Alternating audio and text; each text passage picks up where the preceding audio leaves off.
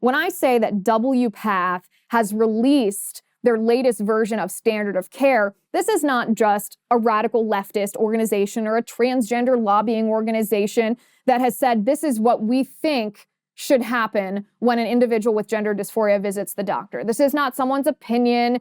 This is something that doctors across our country, the standard that they will be held to by the governing organizations that sometimes have power over the licensure of these medical providers and certainly have powers in the court if doctors are sued if there is a bad outcome. So when this kind of changes the whole picture for me, right? It changes the power behind WPATH releasing their standard of care.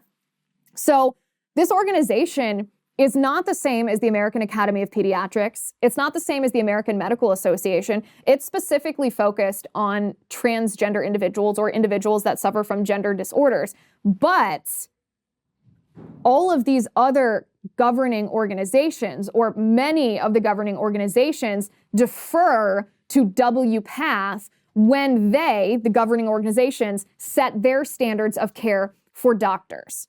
For example, on the WPATH website, I'm going to quote this to you.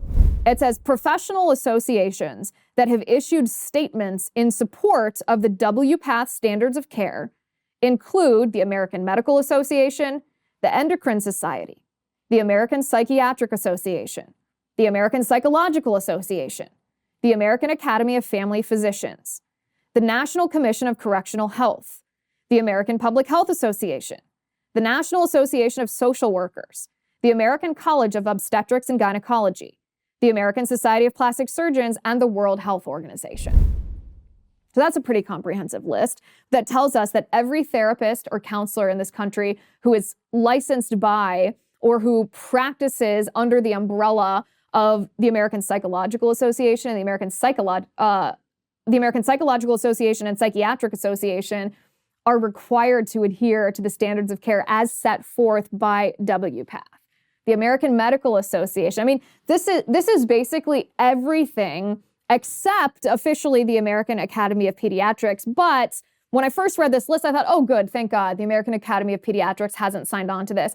But I did a little more digging, and I found on the American Academy of Pediatrics that when they talk about the standard of care for how pediatricians must treat children who suffer from gender dysphoria, they reference, their citations are the standard of care from WPATH. So even though WPATH doesn't acknowledge the American Academy of Pediatrics as being supportive of their standards of care, the American Academy of Pediatrics themselves cites WPATH in the formation of their own standards of care for children that have gender disorders. There's also reportedly a little bit of internal strife at the American Academy of Pediatrics because there are pediatricians across our country. Obviously, every pediatrician is not corrupt. Every pediatrician does not want to trans your child. There are pediatricians that are pushing back against the AAP who's come out in favor of transing children when they are diagnosed with gender disorders.